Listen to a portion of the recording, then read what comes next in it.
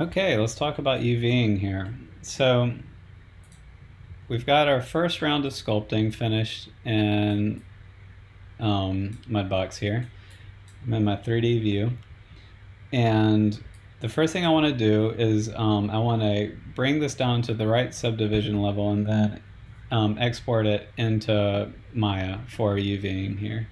So up here we have layers, which becomes particularly helpful when we get into the painting stages. And you'll see you have the sculpt and the paint tab there, depending on which thing you're trying to do. So I'm going to go down to object list here. And so this window is exactly like the outliner in Maya. So we've got our camera views, we've got our scene light, we've got our materials here, and then I didn't name my model when I was making it, so that's why it's coming out as PDisc1. And so this is our model. And then if you press this little plus button here, it shows the subdivisions of the model. And so I am currently at the highest subdivision level. And you can kind of tell that because when I select that subdivision level up there, it turns yellow and is at 220,000. Then if I click here, it'll kind of deselect when I go to the subdivision level that's not currently on. So 220,000 polygons is actually not even that much in Mudbox. It's a high number, but it's still pretty low res in the scheme of things. But in Maya, that's extremely high res. So when we export this back into Maya, I want to get this down to level 2 is what I'm shooting for this particular model. And so level 2 for me has 13,000 faces. So anywhere between 10,000, 20,000, even like 8,000, that's pretty good. It kind of depends on your model. And the best way to tell is to go down in subdivision levels and see how much detail is still there. So we don't need all the detail there because when we do normal maps and things like that, it's gonna we're gonna use texturing to bring back in a ton of the detail later on. So in order to get the subdivision down to level 2 from 4, you can either press page down, right? Page down brings the subdivision level down a notch from 4 to 3 to 3 to 2, etc. If you can't find page down, you can just go to mesh and then step level down right here. So I'll press that and bring this. Oh, whoops, I did the wrong one. You can see we lost a little detail there. That's fine. I'm going to step it down one more time to there. So this is what this is going to look like when we bring it into Maya. And we can see there, I changed the material to something a little darker there. We can see there that there's still a lot of detail in this model. And 13,000 is a lot. So I'll select level 2. This turned yellow, so I know that I'm currently at the right subdivision level here. And so with that selected, all I'm going to do is go to File, Send to Maya, Send Selected as a new scene right there. Really simple. So just File, Send to Maya, Send Selected as a new scene. I'm going to click that. It's going to ask me if I want to send it at level 0, which I don't want to do. I want to send the mesh at the current level, so the middle option is what we want. And that green bar right there is showing us that it's talking to Maya. So I'm going to switch over to Maya, and we see that the model came in. The model sometimes might come in really big, so if your screen looks black at this stage, that's totally normal. And so you just select in there, and you'll see that the camera is just inside the model right now. So we select that and press F, and we'll zoom out to the model here. And so looking at this mesh, this is kind of a nice level of subdivisions for this model, particularly because, so for the scene, for this project, we're just rendering out the tree and we're not really rendering out much else. You know, it's going to be a simple scene otherwise. And so we can get away with going with a higher mesh. If we were doing this for an animated project that you're planning on rendering off of your computer, this might be, we might want to, you know, bring this down quite a bit here.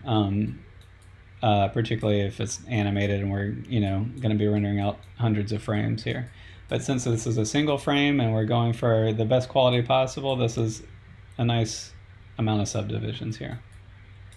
So UV mapping. This thing's ready to start UV mapping. So the first thing I want to do is I want to go to the workspace. I want to change it from modeling standard or whatever we were on before and go to UV editing right here. So click that and you'll see that the screen might change to look a little bit like this. I'm going to press this checkerboard button right here just to kind of get rid of the checkerboard there. And change some of this around. There we go. So I guess this image was, okay. So bring this to kind of the standard settings. And we want to be able to see this grid right here. And this is the UV editor window. So this button right here, if you don't see this grid right here, press this button right here to bring that grid on. And this checkerboard texture is going to be really useful down the road here. So what we're going to be doing here is we're going to make it so UVs is like wrapping your model in paper. And then UVing is, so it's kind of like cutting the paper and ironing it out so that it gets flat. And so that enables us to paint on it and do all that good stuff. If we go back into Mudbox just to demonstrate real quick, this model is not UV'd right now. And so if I go into paint mode, then I enable painting here, and I use my paint tool, which I'm going to go over all this soon. Since this model is not UV'd right now, when I paint, it doesn't do anything. And then when it finally does do something, you'll see that it's coming in absolutely bonkers right there. You see that? And so that's because this model is not UV'd yet. So we're UVing this so that when we paint, we know it knows where the paintbrush is aiming right now. So I'm just going to close out of that. And so if we look in the UV window here, there aren't even any UVs at all here on this scene. So that's why it's kind of going crazy like that. So initially I went into the UV editing window here, and it brings up this window, which is a lot like the modeling toolkit. And in this window, every tool that we need is right here. And we're only going to need a few tools here. So some extra good news, on top of this being a big improvement over previous versions of Maya, is we can actually do this in one simple step here. First, I'm just going to change the material on this tree. It's a really light color, and so it's really hard for me to see the mesh. So just real quick, I'm going to open the Hypershade, and I'm going to just use my middle mouse button to drag a darker Lambert onto it. So now I can kind of see what's going on there. And so what I want to do here is stretch this out so that we can paint on this. And so when we right click here, we have objects mode, we have face, edges, vertex, which we've all seen before. And you'll see over here there's UV. And so UV is a lot like vertex, but it's like that UV is like a vertex, except for it's like that imaginary paper that we're gonna wrap out and it's gonna show up over here. And so some good news here is this can be really simple for us if you want to kind of do it the kind of like the rough, kind of easy, dirty way here, which is the first step in UVing is we're going to project UVs onto the model. And you can do that by, I'm just going to delete UVs to make sure there aren't any stray UVs showing up there. That's a good first step, is just go to UV, delete UVs, select the model, and you can go to UV, and you'll see here we have automatic, best plane, camera based, we have cylindrical, planar, spherical. So these are options for how to create a UV projection, which is kind of our starting point. And, oops, okay. And so that it can also be found down here in our UV toolkit under Create. So in our UV toolkit, go to Create, and you'll see these options here. And if you press automatic, keep an eye on this window where my cursor is right now. press automatic, and it created a set of UVs. And so I'll press select to get out of that. And we'll see here that they all came within this box right here that goes from 0 to 1 and 0 to 1. It's really important that all the UVs fit within this box. If they don't fit within that box and a UV is kind of showing up over here, it's not going to be readable, and so it kind of won't work. So the way you test your UVs is we want these all to be flat and even. And so the best way to check if they're flat and even is we imagine that we use this checkerboard right here. So this will project a checkerboard texture onto this UV map image here. And we'll see here that the automatic map does a kind of decent job of UVing this object, and it does it automatically for us. It's not perfect. We'll see here that actually it's far from perfect, but it's not perfect. We'll see just a little bit of distortion on some of the checkerboards, but this is actually quite well done. So the main problem with it is that if you look over here, we have sections like this where it's just kind of, we want clean seams here for when we bring this, if we're to bring this into Photoshop. But the good news here is that in Mudbox, if we were to bring this model with these UVs back in the Mudbox for Mudbox painting, we would not see any of these seams here, and it would work. Okay, so the problem here is just if we want to bring our texture maps into Photoshop to adjust them, if we want to, if we're in a professional pipeline with other animators and they need to be able to edit the textures down the road, this is going to be really hard to edit in 2D photo software applications here. So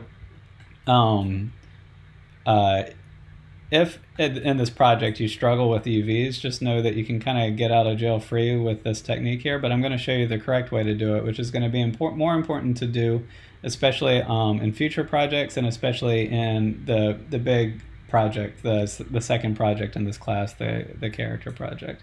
So I'm going to show you how to kind of do this the correct way here. So I'm going to select this object. I'm going to get out of checkerboard just so that projection kind of goes away here. And I'm going to go to UVs, and I'm just going to delete these UVs to start over.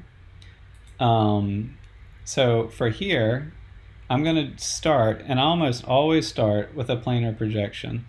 And with this planar projection, there's not an option box there. So just press Shift, and that'll give us the option box on that. That'll be important here. Additionally, if you go to UV, and you go to planar map, the option box will be right there if you can't remember which shortcut gives us the option box there. But Shift is the one that does it. So I'll press Shift, click there. We have a planar projection available here. And if we look here, I want to project kind of towards the front here. And it's just going to be like a straight on projection. And I want to do it along the Z axis here. So I'm going to do the Z axis. And by default, this will not be selected. The keep image width height ratio will be unchecked. And if you do that, the tree will come in, or if you leave it as standard settings, which will be like this, the tree will come in squished. And so all you need to do is close that, edit, undo, press Shift and do it again. And we just need to make sure that this is selected, keep image width height ratio checked. So that way, when we project from the Z-axis, it'll project a proportional image here. And so if we look at this model here, if we press this checkerboard,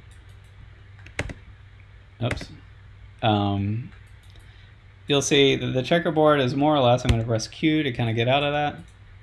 The checkerboard is more or less pretty even right here, especially along here. But then if we scroll to the side, it's all stretched out. And so that's because it kind of projected from this angle that the perspective camera is at now but then kind of when you get to these sides where the faces are running parallel to the camera view, it kind of stretches out. But this is a good starting point. And so imagine that a checkerboard piece of paper got wrapped around this object, and our job here is in this UV window is to unwrap it and get it completely flat and to the point where all of these are square. And so in real life, if you had a piece of paper wrapped around this object, we would need, in order to get it totally flat, we'd have to use like an X-Acto knife and like cut some seams and turn it into maybe 6 pieces of paper so that we can lay it flat. So that's what we're going to do here. So the first thing I'm going to do is I'm going to turn off the checkerboard, and I'm going to select an edge loop going around the top to make a cut up there. And when I do that, I'm just going to go to edge, right? It's because we're just kind of cutting an edge here. And I think this is a good edge loop here. And I'm going to try to think of a place where the bark texture stops and the inner wood texture starts. So it's good to try your best. It's not crucial, but it is helpful to create your seams in places where the texture in the model is actually going to change. So for instance, if you have, in this instance, if you have a seam where it's going from a hard bark texture to like more of an inner wood texture, that's a good place to select an edge loop. And let's see here. Unfortunately, it's not grabbing it all at once here. This is a little tricky. But so I'm just double clicking on the edge loop whenever I can find it. And I'm looking around, and it's really important that you close it off. So if there's any point where the edge loop doesn't close off, if we, for instance, let's just say one edge is not selected right there, when we cut it, we won't be able to separate it off of here. It's exactly like if it was a piece of paper, right? We have to make sure that we cut all the way around. So I've created an edge loop there. And it's probably not the exact right edge loop, but I think we're okay. Or not the perfect edge loop, but I did create a complete circle around there. So down here, under cut and sew, all I'm going to do is just under cut and sew, I'm going to cut it. So I'm going to cut the paper. And so a cut has happened here, hopefully. And over here in this UV editor, when we hold down right click, we get slightly different options. Right? If we hold down right click here, we got object mode, vertex, edge, face, all that stuff. So if we hold down right click here, we get slightly different options that are a little more relevant to what we're doing here. So sometimes we'll want to select edges, sometimes we'll want faces, but we also have UVs where we can select different UVs right here, which are a lot like vertices just on the paper section. And then if we right click, we have the UV shell. So UV shell turns bright red, and it allows us to kind of grab these different sections that we have cut out. And hopefully, if I did this correctly, which may not have happened here, we should be able to grab a UV shell and pull it off. So it looks like when I created that edge loop, somehow I didn't create a perfect closed off edge there. So that's unfortunate. I'm going to try again here. So I'm going to go to edge mode here, and I'm going to select a different edge. So I'm just going to go in a little bit. So I'll select here, double click, the next one over, press F to focus, and I'll press 4 to preview the wireframe. And this does get a little bit harder the more mesh you have. If this was like 800 polygons rather than several thousand like I have there, this process will be easier. So that's something to factor in. But it's honestly, UVing's got so much easier over the years, and we also have that automatic option to just kind of get you out of jail free if things really mess up, that it's really not that big of a problem. So hopefully that's an edge loop there. I'm gonna go under cut and sew over here, and I'm gonna cut. I'm gonna do it twice just to make sure that it cut. And over here, I'm gonna go to UV shell. Okay, it worked this time. So if I UV shell helps you just grab a whole section at once of UVs. So I'll do that. I'll press W, and these arrows should come up. And if it doesn't come up for you right away, just kind of press W a few times and see if you can get it to go. But you should be able to just lift it off right like that and just drag it out of the way. So now, if we look at this object, I made a cut right there. And so now what I want to do is I want to preview this in checkerboard. And you'll see these UVs are pretty warped here. So I'm going to make a new projection. And I'm going to keep doing that each time I cut this off. So this time, I'm going to do a projection from where my camera's facing. So the first thing we need to do is we need to go right-click here, go to Faces, and I'm going to select all the faces here to make sure all these faces are selected. And you'll notice that selecting all these faces in here would be really hard from the perspective view, right? But then when you make the cuts in the UVs, it's really easy to select them because you just drag right there and you got all these faces right here. So I'm going to project from this perspective view. So I'm going to create a new projection. And so I'm going to hold down Shift and click Planar. And so instead of the Z-axis, I'm going to project from the camera. The camera's lined up. And so I'm going to press Apply. And you can see here that a new projection happened there.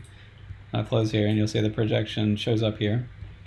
And I'll just drag this out of the way. And then I'll press this checkerboard just to check. And it doesn't need to be perfect. There's something I'm going to show you all that gets it perfect. But you'll see projecting it from that angle got these UVs looking really good. That's almost entirely uniform right there. And so we're going to do that again on this model from the bottom. You see these should be squares and they're stripes. So we're going to do that exact same thing. I'm going to press Q to get out of it. I'm going to right click, go to Edge. I'm going to get rid of the checkerboard so I can see the model a little more clearly.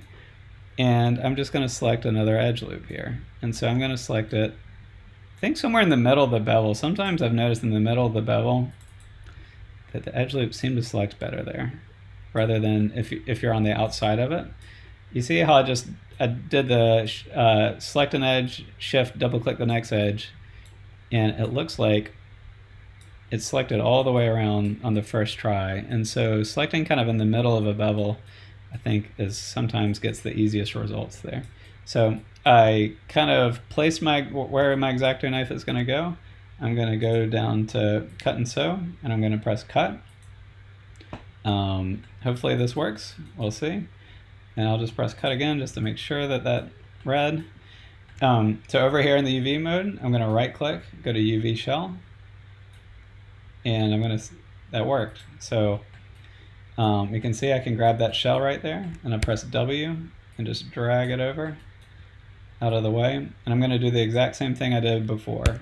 I'll kind of position the camera so that it's facing it, and make sure that when you're facing the camera to do a new projection, to create a new projection, that you face it directly like that. If I face it like this, it will be kind of facing the right way, but the UVs will come in backwards, and that could be a problem that you'll need to fix. So just make sure that the camera's facing right at it, and don't have to line it up perfectly, but get as close as you can. Make sure that faces are selected here, and we're going to create a new planar projection. I already set it up as camera last time, so I shouldn't have to press Shift in order to do it. It'll just project from the camera because it kind of remembers what you did last time. You see if I hold Shift and click it, it kept the settings from the last projection.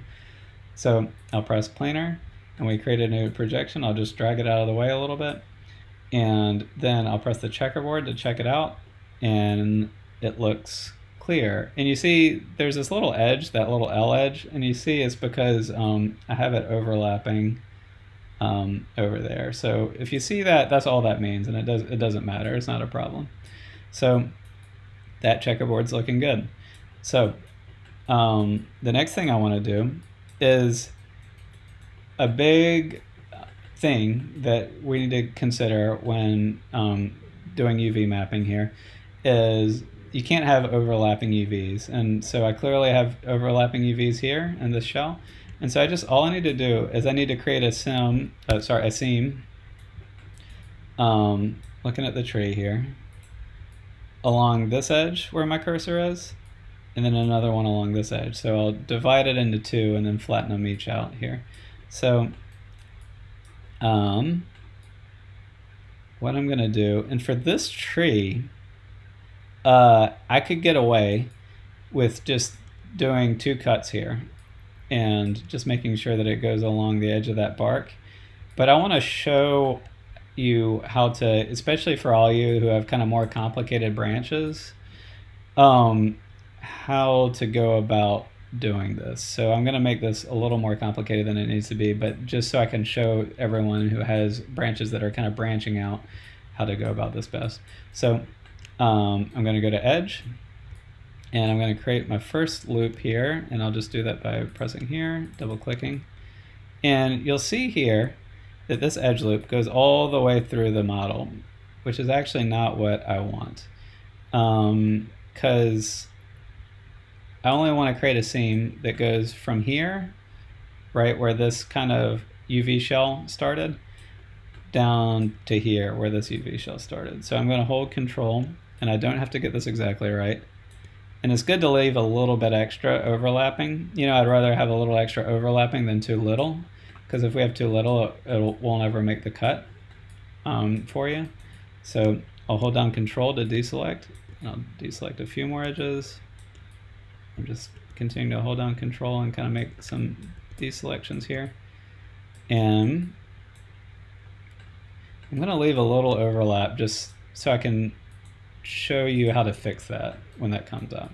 So I overlap that a little bit on purpose there just to help demonstrate. So with that edge selected right there, and ideally I'd probably push that back a little bit, but this is okay. I'm gonna cut it with X-Acto knife here. So I'm gonna cut, I'm gonna press twice just to make sure that it cuts. And then on this side, I'm gonna do the same thing where I'm gonna make another cut on this side. So I want it to go along here. Oops. So there we go. Okay, so we have an edge loop, and we need to connect it here. And you have to check all the way around. So if the cut doesn't happen, if you make the cut and the UV shell doesn't show up for you, it just means that like even like, you know, maybe one edge down here isn't selected. So you just have to go around and make sure that you've got a complete edge going around. But remember that we have a UV shell going around the bottom and the top. So this seam right here is a little unneeded. It'll just kind of create an extra cut that we don't need. So I'm just going to go in and deselect, and I'll leave a little bit extra so we can kind of see what to do when we have like the little bit of extra cut happening there. So I have a little extra on the top and the bottom. That is looking good. So I'll cut again, and hopefully when I do UV shell here, we'll see this will be cutting a front and a back. So that worked. So I'll select the front, press W, and drag it off a little bit here. And so now we have a top, a bottom, a back, and a front. And for this particular model, since I only have this one extrusion here happening, this kind of one blunt branch, is I could have gotten away with just cutting that seam down the bottom there and just dividing this into two halves. But let's just imagine that this is a more complicated branch. And so if this is a more complicated branch, what I'll need to do is I'll just create another edge loop here.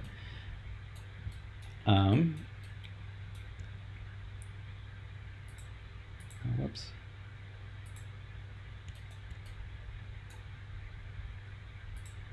There we go. Okay. So the reason I was pressing around there is I knew one of these shortcuts did it. So this shortcut right here, or this button right here, it emphasizes the texture border. And so this is a really helpful one. So it kind of shows me, if you see these white lines right here, it shows me where my previous cuts were, which is super helpful when looking at the model right there. So this turns off and on the grid right here, which again is really helpful. I highly recommend having this one selected where there's the white line going around the green boxes, because that shows us where the seams are on the model, which is so helpful here. And additionally, so this one over here is kind of the standard view where things are grayed out.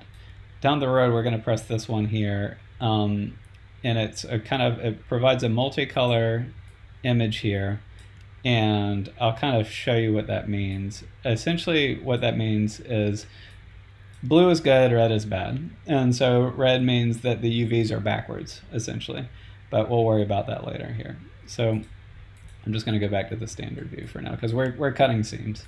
So I'll right click, press edge, and I'm going to create an edge loop. I might just take a few selections here because it's an extrusion with 4 sides, and I'm just kind of creating an edge loop that goes around that branch. And so I'm going to cut, and same thing as before, UV shell, grab it, move it to the side, and here I'm going to cut it in half again for the same kind of reasons as we were doing before with the front and the back of the tree here. So edges, that's a little extra. So if you look here, I created an edge loop and it went all the way around the model, which is not what I want. But you see here that the edges got selected here, so that's good. So what I can do, hypothetically here, is I can press Control to deselect, and I'll just go over here and deselect the edge in all these areas. So that's a way that I can get rid of that edge loop across the entire model here and only get it across that area real quick. So I'm going to create another cut here and UV shell. Okay, so now I have all my cuts here. These are all the sections of the tree here. And if you look here, because I pressed this button right here, you can see the edges where I went a little over here. Let me just go to UV. See, well, remember when I created the edge loops that overlapped a little bit? So that's what that is right there. And so all we need to do is just look at the model. And this one's really not bad here. I only have a few little sections where I created a little extra edge loop. And basically what happens is if these are here and they're kind of going inward like that, when we go to unfold this to flatten it out like we're ironing it out, it'll kind of iron it out, but as if the paper were like had a cut in there or was torn. So let's just show that real quick. So I'm going to go to UV, select it, and then select this little section right here, which is I believe the bottom of the tree. And I'm going to go down to unfold and then press unfold again. And so when I unfold it here, it worked really well. But you can see that it kind of created that tear right there. And so I'm just going to undo that. And that unfold, if we look at the checkerboard when we do it, this is already like a really good set of UV, so the unfold's not going to change that much, but it gets it right. When we do the other sections, it's going to be more obvious here. So I'll show unfold further as we move along here, and it'll be more clear what unfold is doing. But I'm just going to press this edge, select these edges right here, and make sure we get all of them. So we might have to zoom in a lot, especially if we have a high resolution mesh. So select those, and then back under cut and sew, we're going to sew it, right? We're going to sew it back, that tear back together here. So we're going to sew. And you see how it went to bold to not bold there? And so now that cut's not there anymore. And so I'm going to do it again. And just press shift. And unfortunately, you just have to kind of go in there and do it manually. You can also just drag little squares like that to get it. And so when I press sew to sew it back together, watch this line. It'll go from bold to thin. So that means that it got sewed back together there. Okay, so this section looks good. Just going to move up to this section. Same thing. And I could have made this model without having to do this. I just wanted to show, I kind of did it on purpose so that, sew it together. so that you could see how to fix this if this problem occurs in your mesh here. So it's actually really easy to fix. Okay, so this is all sewn back together, and I'm going to go to object mode so that we can see this a little better. And so we have a front, a back, a top up here, and then a bottom down here, and then we have the two sides of this branch. So the top and the bottom were projected well. If you remember, we kind of projected from the camera's viewpoint. And let's go ahead and I'm going to just reproject from the front here. I'm going to click off the checkerboard, and you know what, that's probably okay.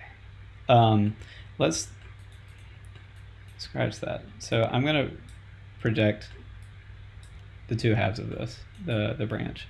So I'm going to do the same thing where I project from the camera's viewpoint.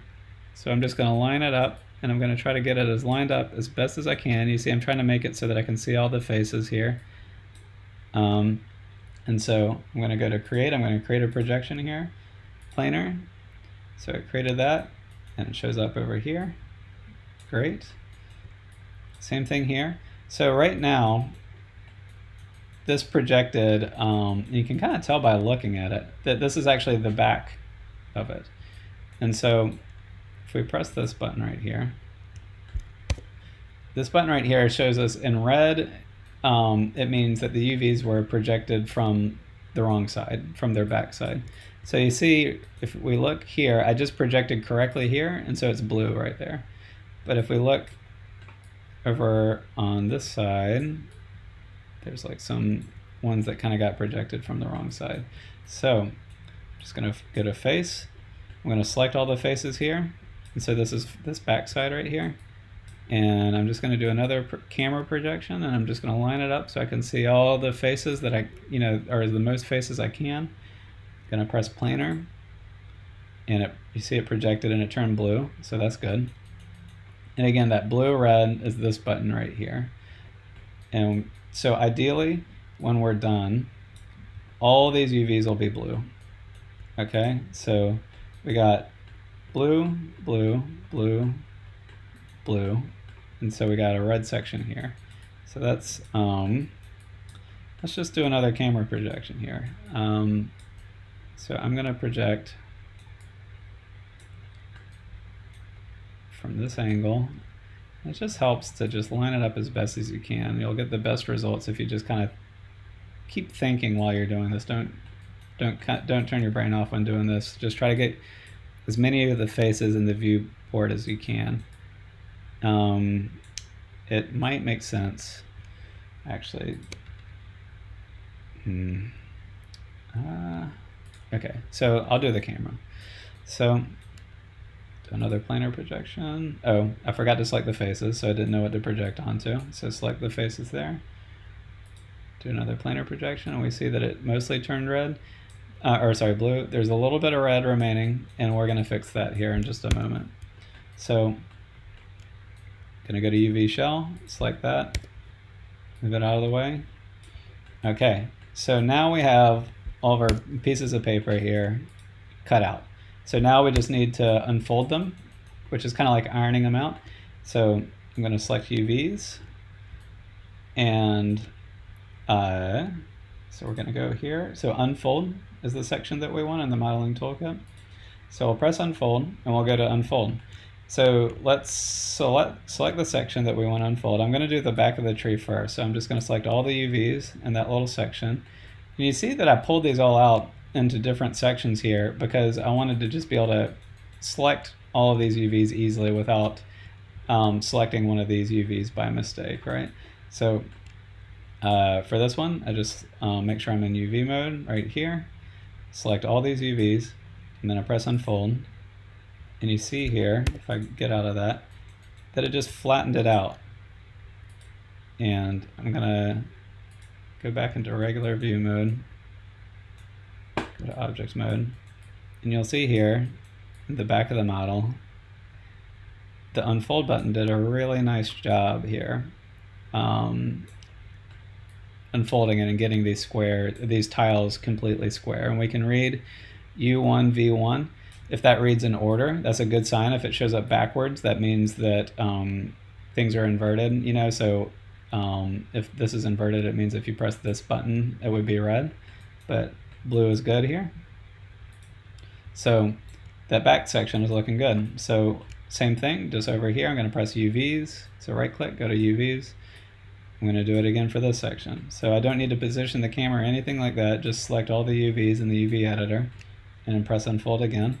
And it might need to think just for a quick moment there. And go back to object mode. And the reason I keep going back to object mode is these UVs are just a little distracting on the model there. And then we look here, and again, that is looking quite good. There's a little bit of warping there, and I'll show you how to fix that in just a moment here. But overall, our UVs are improving very quickly. And so you see here, it's like the piece of paper, and we're just like ironing it out, right? Getting it as flat as we possibly can. That's the goal here. So I'm going to do it again up here. I'm just going to do it for each section. So select these UVs. This is that back side right there. Press unfold. And I'm just going to do it real quick for all the sections here. Ideally, you kind of check each section as you go here, but I feel confident that this is going to be right. Okay, so right click, go to objects mode, and we can see here as we look around the model that we got a lot of squares here and not a lot of rectangles. We don't want rectangles, we want squares here. So this is actually looking really good. You'll notice that the squares are different sizes here, and we want the squares all to be the same size, and so that's something we're going to fix here in a moment. So the only area that I'm seeing right now that where the UVs are looking bad are here, and just keep in mind this particular tree, that's going to be underground right there, so that's not even really a problem. But let's just say hypothetically that you have stretching here in a section that you want the UVs to be accurate. So we'll just zoom in on the section, and we'll right click, go to UVs, and if you see here, I just kind of guessed right there, that was just kind of blind luck right there, but I selected the UVs here, and I selected just a little section where it looks like it could use some work, and that looks right, that's where it's stretching. So you can kind of unfold again, and that helps a little bit. And you can also try optimize, and you just do that by little sections here, and that'll just kind of help kind of iron out some areas here that are just a little bit looser. And if that doesn't work, that usually means you need to create another seam and then do another projection from below. So just a little bit of optimizing here, which is right above unfold, goes a long way. And this is so improved. Back in the day here on this, you know how I just selected all the UVs and pressed unfold, and it basically did all the work for us here. It used to be that we had to unfold the entire mesh by just going section by section here, like pressing unfold, like unfolding, and just doing this over and over again, and it was brutal. It really stunk. So that is a nice development here. So right click, object mode, things are looking pretty nice. So remember that we need all these meshes here to fit in this 0 to 1, 0 to 1 box. So I'm going to select the shell, I'm going to pull it in, and I need to make this shell, scale it so that if everything else, if all these other shells were scaled to be perfectly in proportion with it, would they fit in this box along with it? So that's kind of what we're thinking about here. So I'm just going to eye it here and see if I can get it. So I'm going to do that. And so this is a really nice trick. So another thing back in the day, we had to, everyone had to scale all of these shells by eye to get these squares to be uniform with each other. And you would never, it was really hard to get that accurate. You could get it kind of close, but you couldn't get it like 100% accurate.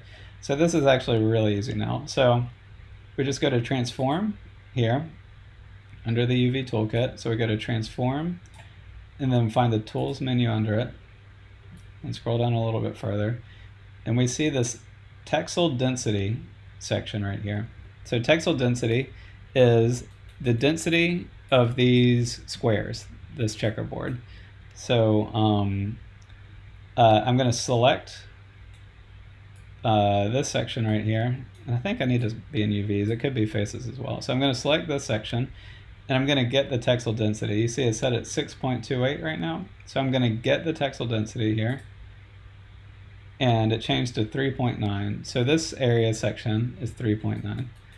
So I'm just going to take all those, I'm just going to move it off to the side. So 3.9 is the scale of that section. So now it's still in UV mode. I'm going to select everything else, and then I'm going to set all these others so their texel density is 3.9. So set it. Take a minute. Sometimes it just takes a second, and you see how they all shrank. So everything is should be, hypothetically, perfectly to scale to one another. So that's great. So now we've almost got it. We're almost there now. So it's everything's perfect. And what we need to do is we just need to, they need to be in this box where my cursor is. So we just make sure to drag and make sure everything's selected here under UV. Select everything.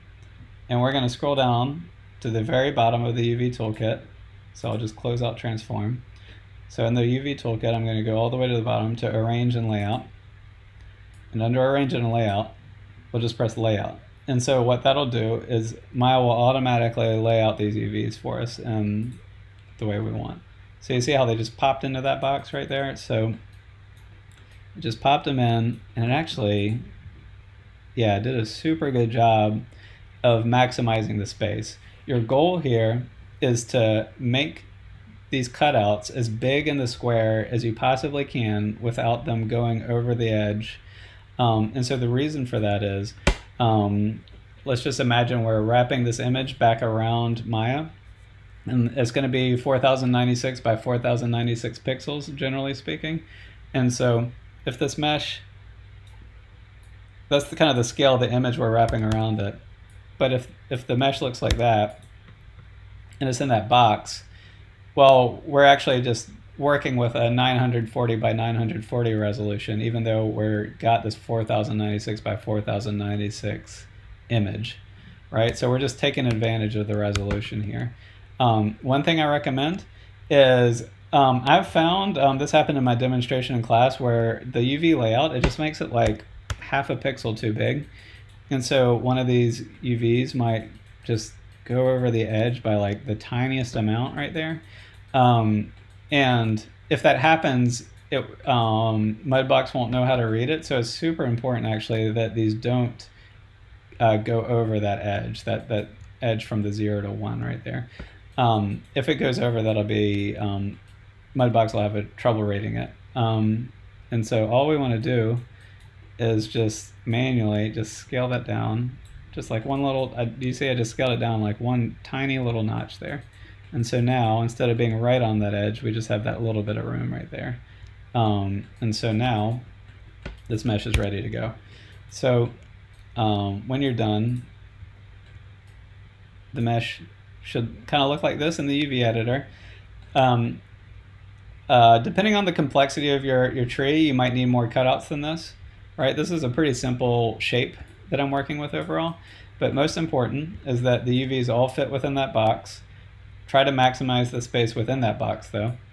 And then additionally, we want the squares here to all be squares, not rectangles or stripes or anything like that. We're looking for squares here. And so that makes it so that when we paint it in Mudbox, it'll be the most accurate and there won't be weird distortions and things like that happening. And so that's looking pretty good. So I'm just going to save the scene. And I should have been saving incrementally this whole time. I would highly recommend doing that. So demo 8, UV'd. and save. And so now I'll turn off the checkerboard here. And that checkerboard is just a preview. It's not kind of applying a real texture there. So now I'm going to go back to just the My Classic view and in the standard mode here. And so now when I go to File, Send to Mudbox, Send as a new scene, hopefully, if I did this right, there won't be any error messages when I open up in Mudbox. One thing I forgot to do here is, look, oh yeah, look, there we go. So it came in perfectly. There's no red dots or anything like this. This thing's UV'd and it's ready to go. And so now, when I press Paint, and I'll demonstrate how to paint here in a bit, so don't worry that I'm kind of rushing through this. So when I go to Paint, now when I paint, I can paint right on the model, and it works great. And so I'll show you how to go about painting on this. This area behaves a lot like Photoshop, and so that's cool. But we can also, using this projection tool, and there's a few steps I need to show you all, but we can project photos and paint the photos directly onto the mesh here. And so that's a really cool tool that we'll be able to use. And since we UV'd it, it's going to open up a window for us to do that. One last thing that I wanted to mention here is that a really good thing to check too on your way out is just press this button right here, the second button, and that's that blue-red thing. And so here, if this is all blue and all these UVs show up in that square, and then additionally, if we press that checkerboard and things are looking like squares here, like a checkerboard, this UV will be good to go and it won't cause you any problems. Just make sure also that when you unfolded everything so that there aren't any UVs that are overlapping each other. So if you have a UV like this and it's going across like that, you see that? How it turned magenta there? Any overlapping UVs, even if it's just one, it only takes one, that will cause big problems for us when it comes time to do our texture mapping there. So just make sure that no UVs are overlapping and that this is all blue here, which is this button right here. And if you want to go back to the normal view where things are gray, you just press this button and it'll switch off. And yeah, that's a super useful tool. All right.